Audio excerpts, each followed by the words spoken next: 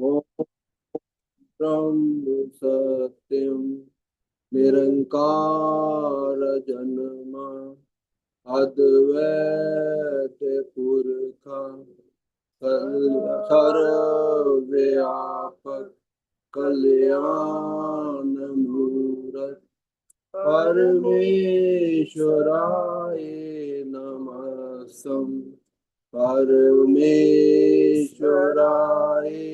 नमः। ओम ब्रह्म सत्यम सर्वम। ओम ब्रह्म सत्यम सर्वदा।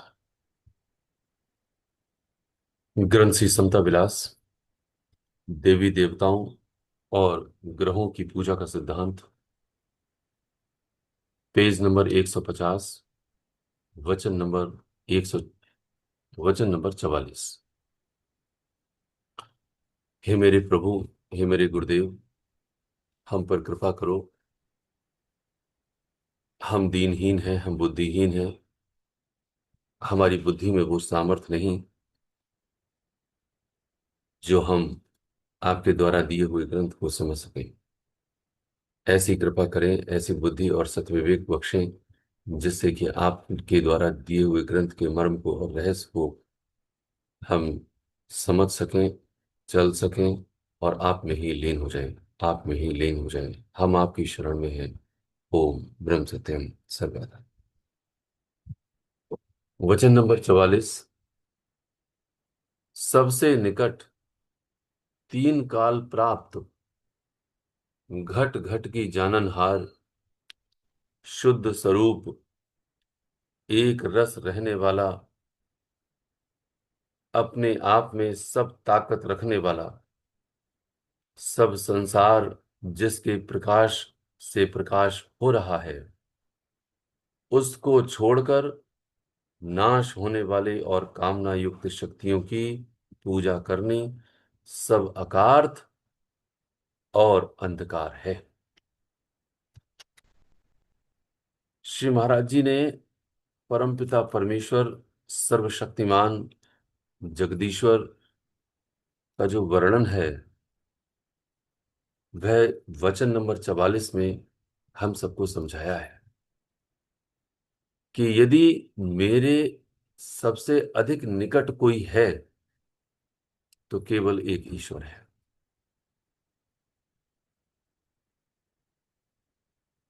वो तीन काल प्राप्त है। सबसे निकट भी है, यानी सबसे करीब यदि कोई मेरा है तो वो मेरा गुरु है, मेरा परमेश्वर है। और तीन काल प्राप्त है, भूत में भी, वर्तमान में भी और भविष्य में भी। वह तीन काल मेरे साथ है। इसीलिए वह घट घट की जाननहार है। वह परमपिता परमेश्वर, वह चूंकि सर्वव्यापक है, तो ये इस घट की ही नहीं, सबके घट की जाननहार है। वो सब जानता है और शुद्ध स्वरूप है। शुद्ध कहते हैं जिसमें कोई भी मिलावट ना हो,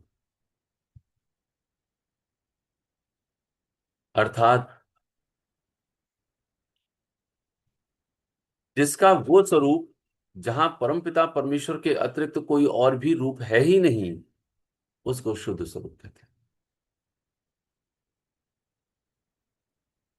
हैं। भगवान जब अर्जुन को समस्त ज्ञान की धारा प्रवाहित कर रहे थे, तो अर्जुन को यकीन नहीं हो रहा था। उनके रूप को देखना चाहते।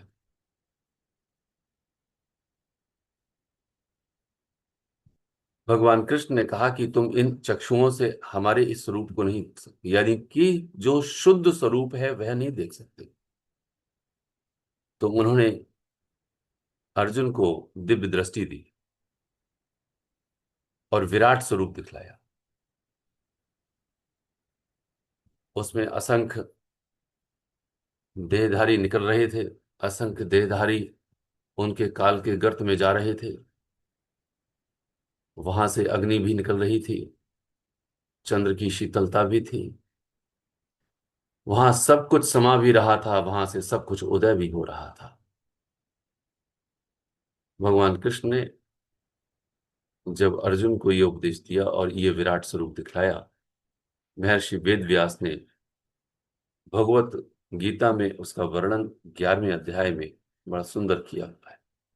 वो कहते हैं शुद्ध स्वरूप वही है, एक रस रहने वाला है। वहां रस अर्थात जिसको कहते हैं हमें स्वाद आ रहा है, वह रस नहीं, जो आनंद का रस है। वहां सुख का रस और दुख का रस नहीं, वह रस जो आनंद की बाढ़ आ रही हुई है, वह एक रस रहता है। इसीलिए अपने आप में सब ताकत रखने वाला है, सर्वशक्तिमान है, वह स्वयं ही सर्वशक्तिमान है।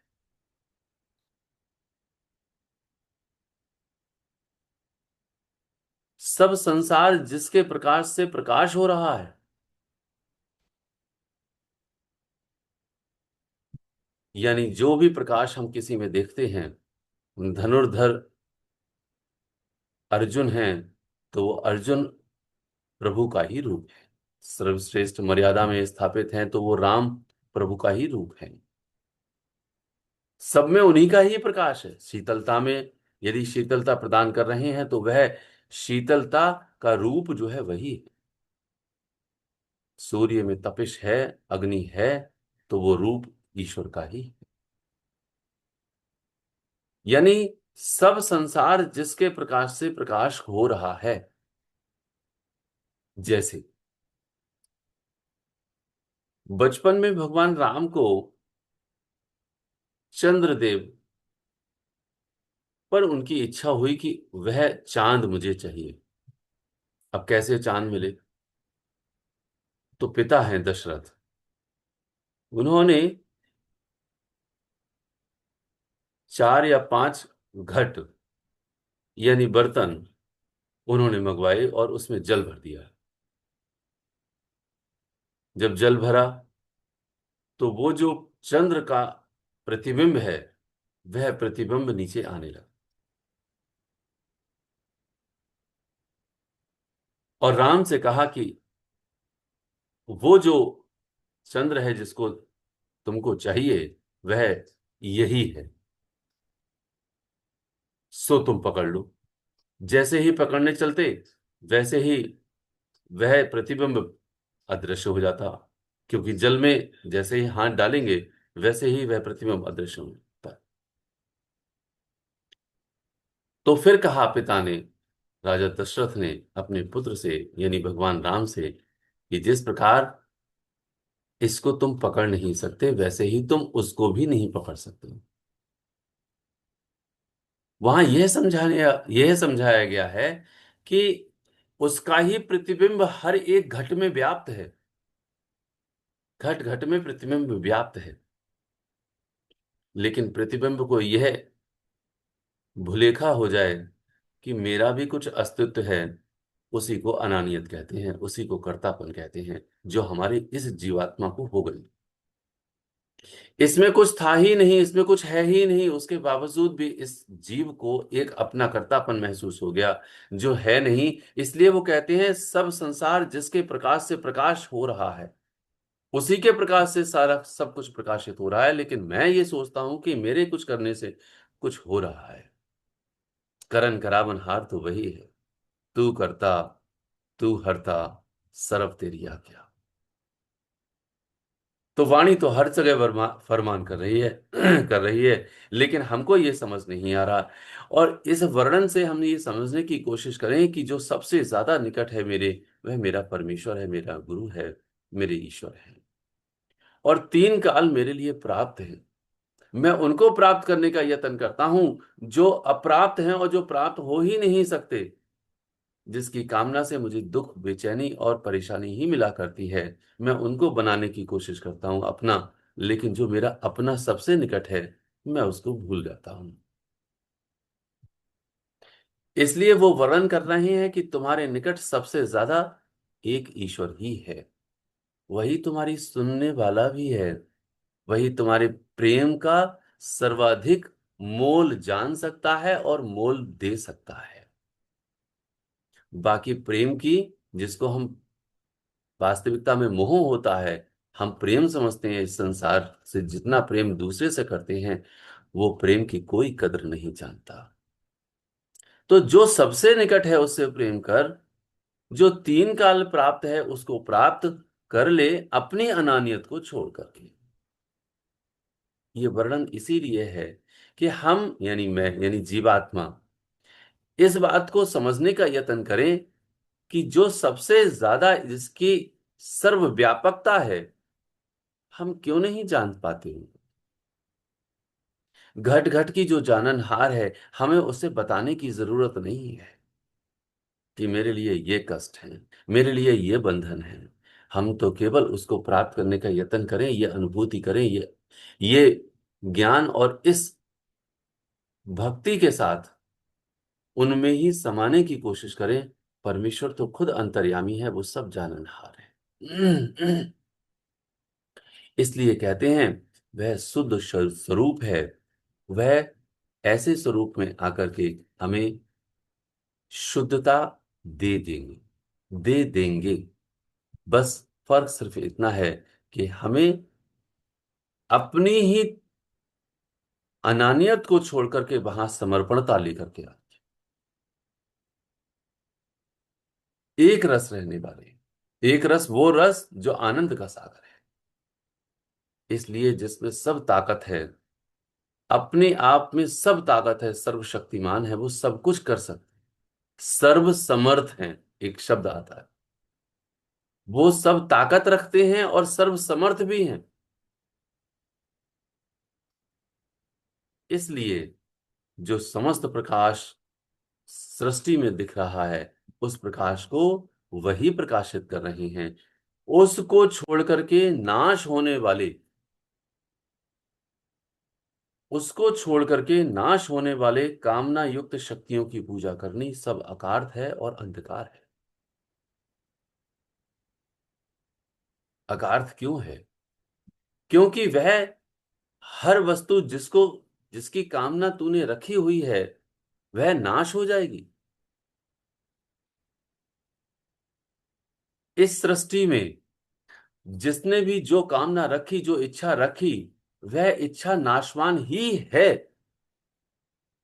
क्यों नाशवान है? क्योंकि ये देह ही नाशवान है जिसमें तू रह रहा है।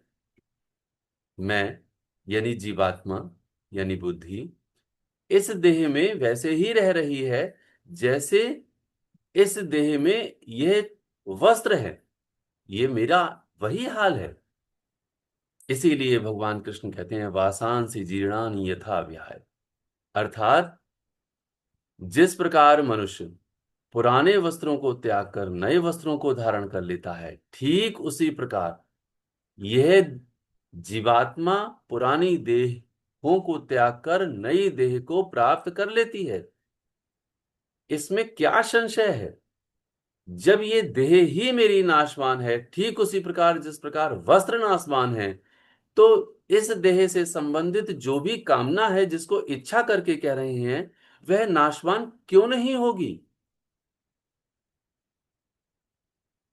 इस सृष्टि का हर पदार्थ, चाहे वो मकान हो, दुकान हो, धन दौलत हो, मान हो, प्रतिष्ठा हो, ये सब चीज किसकी है? इस देह की है, जीवात्मा की तो है नहीं।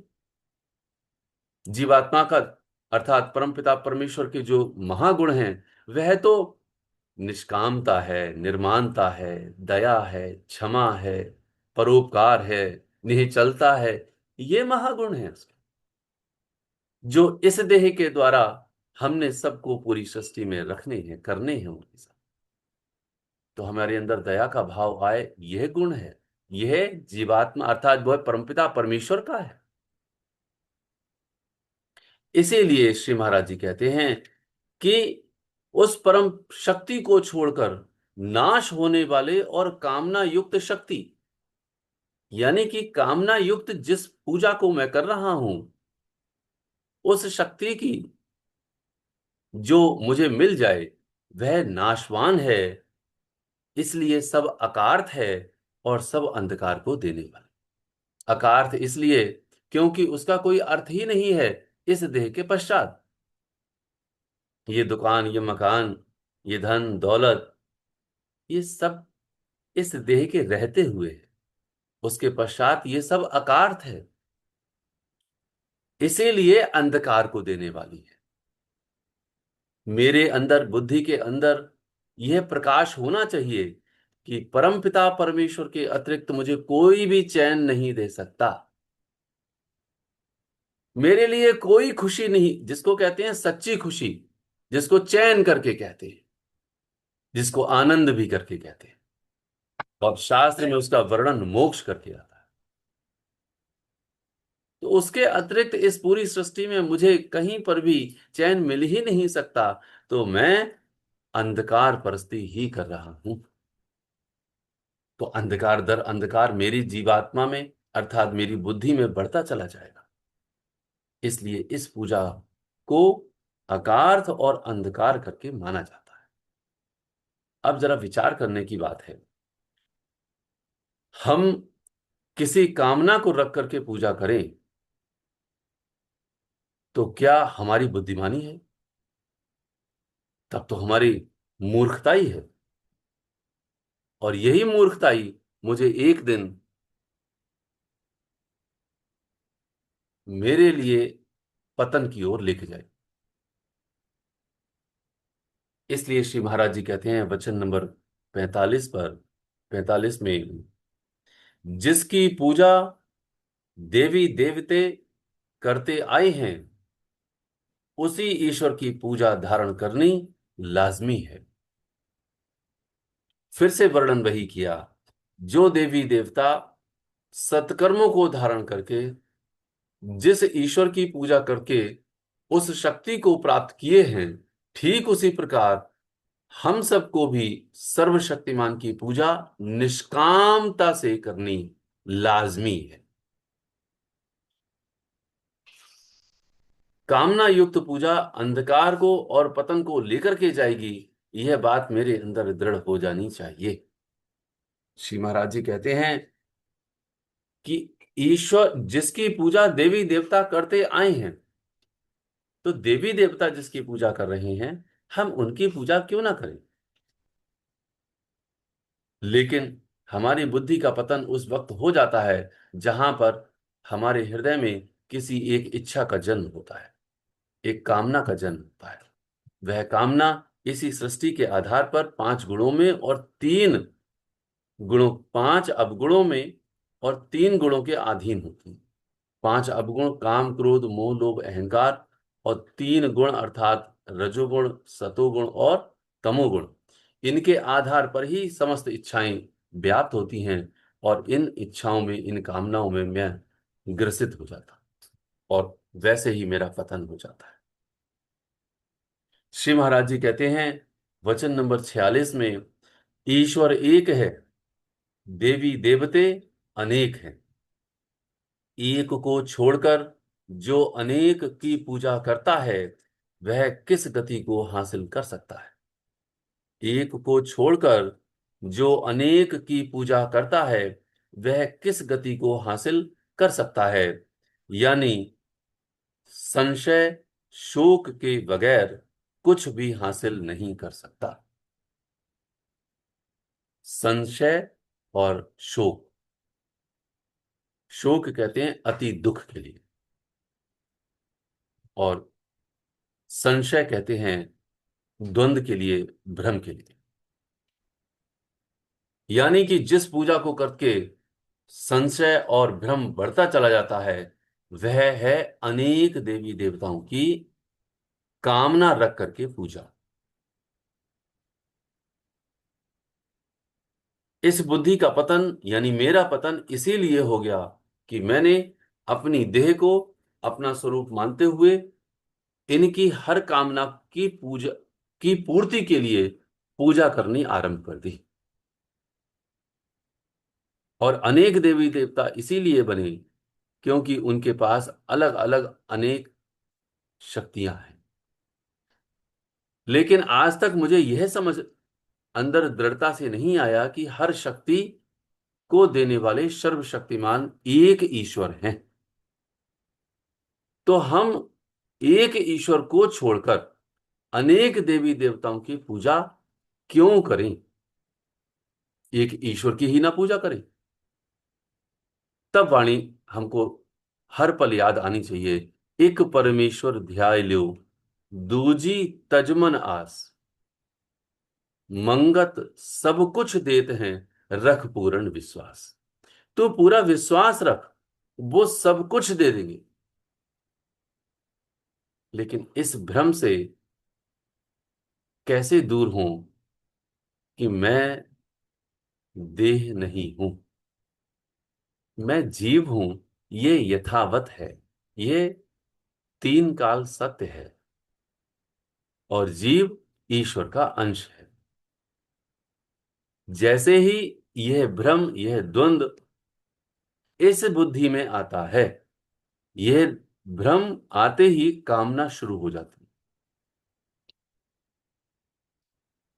कर्तापन से वासना, वासना से संसार। कर्तापन यानी कि जैसे ही मैं देह हूं, मैं कर्म का करता हूं, वैसे ही ये द्वंद्व शुरू होते ही अनेक कामनाएं आ जाती हैं और अनेक कामनाओं को अनेक देवी देवते भी प्रकट हो जाते हैं, क्योंकि कामना पूरी करनी है। इसीलिए एक ईश्वर को छोड़ करके संशय और शोक, इसके अलावा कुछ भी हासिल होने वाला नहीं। कुछ भी क्यों नहीं हासिल होने वाला है? क्योंकि जब देह ही स्थायी नहीं है अर्जुन, तो सुख कैसे स्थायी हो सकते हैं? ये सृष्टि कैसे स्थायी हो सकती है? कुछ भी स्थायी नहीं है, तुम भी स्थायी नहीं हो, तो तुम्हारे सुख कैसे स्थायी हो सकते हैं? हम स्वप्न में अपने घर, मकान, दुकान, धन, दौलत आदि को बनाने की कोशिश कितना भी क्यों ना कर लें, एक दिन स्वप्न से जब हम जागेंगे, हम अपने आप को यथावत स्थिति में चारपाई पर लेटा हुआ ही पाएंगे। इस बात को तीन काल महर्षि अर्थात सत्पुरुष समझाते हैं और जानते भी हैं। वो खुद जानते हैं इस बात को और समझा भी रहे हैं, लेकिन हमको समझ में नहीं आती। जैसे एक छोटे बच्चे को न जाने कितने उसकी खान पान, रहन सहन, वस्त्र आदि की जो इच्छाएं होती हैं, खेलने में जो उसके लिए सुख प्राप्त होता है, उसको कितना भी समझाते हैं, उसको समझ में नहीं आती। लेकिन बड़े को समझ में आती है। ठीक उसी प्रकार जिस प्रकार हम बड़े हैं और वह बालक है, उसी प्रकार सत्पुरुष बड़े हैं, वह पूर्ण सिद्ध हैं और हम सब उनके लिए बालक हैं। इसीलिए महर्षियों को हम सब पर दया आती है, क्षमा का भाव आता है। जैसे हमें अपने पुत्र पुत्री आदि पर क्षमा और दया का भाव आता है, वो कैसे भी क्यों ना कुछ बोल जाते हैं, कुछ कर जाते हैं, फिर भी हम सब क्षमा कर देते हैं। इसलिए श्री महाराज जी कहते हैं वचन नंबर 47 में कि इस संसार में विचार को शुद्ध करके जिस तरीका से देवी देवताओं ने बुजुर्गी हासिल की है, उसी तरीका को धारण करके परम पिता परमेश्वर की पूजा करनी चाहिए। यह ही असली पूजा है। तो आज के विचार में अंतिम वचन हम फिर दृढ़ करें कि इस संसार में विचार को शुद्ध करके, तो जो दास अभी कई बार इस बात को रखने की कोशिश कर रहा था कि हमारा जो विचार शुद्ध नहीं है, वह केवल एक धारणा में है कि मैं देह हूं, यह सबसे अशुद्ध विचार है, और मैं जीव हूं, यह शुद्ध विचार है। और मैं जीव हूं इसका मतलब है मैं ईश्वर का अंश हूं। यह विचार शुद्ध करना है और जीव के उन्नति के वास्ते समस्त जीव गति सिद्धांत हैं, आत्मिक उन्नति के साधन हैं। ये साधन इख्तियार कर। तो क्या कहते हैं कि जिस तरीका से देवी देवताओं ने बुजुर्गी हासिल की है, यानी समस्त देवी देवता जिनको हम देख रहे हैं, जिनको हम सब जानते हैं, जिस जिन्होंने बुजुर्गी हासिल करते हुए परम शक्ति से वह शक्ति पाई है,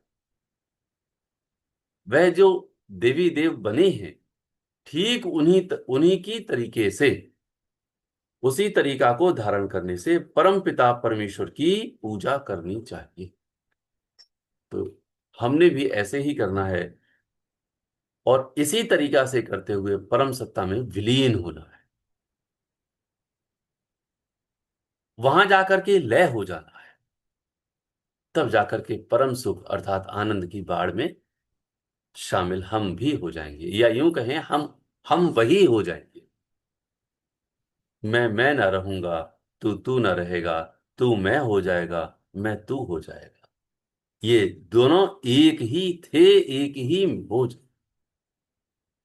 इसलिए कहते हैं इस संसार में विचार को शुद्ध करें और जिस तरीके से देवी देवता ने बुजुर्गी हासिल की है, उसी तरीका को धारण करके परम पिता परमेश्वर की पूजा करें।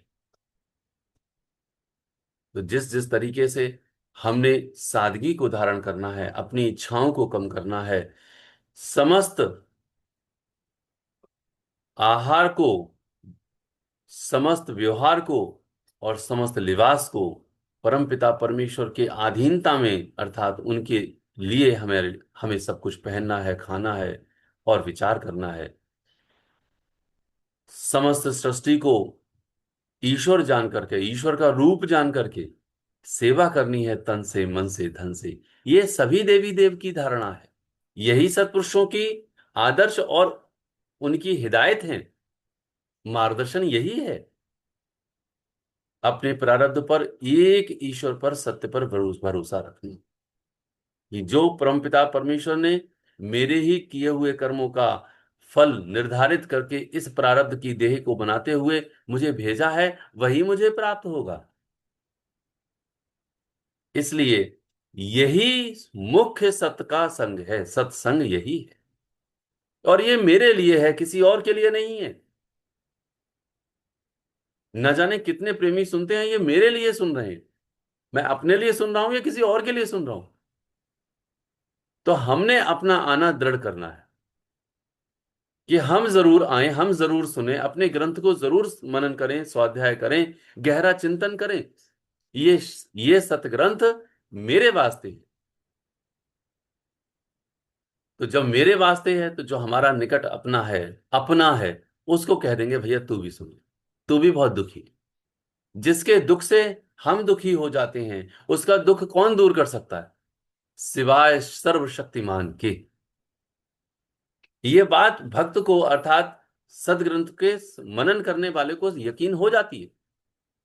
तो अपने मित्र को या अपने को वो क्या कहेगा कि भैया तू भी प्रभु की शरण में आ जा। और प्रभु की शरण में आ जा का मतलब है कि सदग्रंथों का मनन स्वाध्याय करें और अमली जामा पहनाएं, यही तो शरण में आना है। परमपिता परमेश्वर के मंत्र का जाप करें और नित्य प्रति सदग्रंथों का गहरा मनन करें, जिससे कि बुद्धि शुद्ध शुद्ध शुद्ध और परम शुद्ध होती चली जावे, ताकि केवल और केवल एक ईश्वर ही नजर आवे और कोई नजर ना आए। तो यही चीज, यही बात दूसरे को वह बताता है कि भैया तुम भी सुनो, कि तुम भी पढ़ लो और तुम भी मंत्र का जाप कर लो, तुम भी शरण में आ जाओ। परमपिता परमेश्वर की जो शरण में आ जाता है, वह सुखी नहीं परम सुखी हो जाता है। मंगत सब कुछ देते हैं, रख पूर्ण विश्वास। तू विश्वास रख ले इस बात पर, तब वो आलसी नहीं होता, प्रमादी नहीं होता। तब वे वक्त पर अपने गुरु की उस हिदायत को समझ जाता है कि गुरु कितने वक्त के पाबंद थे मेरे, मुझे भी वक्त का पाबंद होना चाहिए। तो अपने दुनियावी कारज और परमार्थिक कारज दोनों ही वक्त को मुकर्रर करते हुए वह नियत हो जाता है, वह उसमें स्थिर हो जाता है। इसलिए कहते हैं कि उस तरीका को जब वो पूजा करता है इस तरीका से तो कहते हैं यह ही असली पूजा है। और इस पूजा से वह परिणाम को प्राप्त करता है, कौन सा? क्षमा का, दया का, निष्कर्मता का, निश्चलता का, निष्कामता का, परोपकार का, उदासीनता का। वह इस महागुण को प्राप्त हो जाता है और परमपिता परमेश्वर में ही लीन हो जाता है।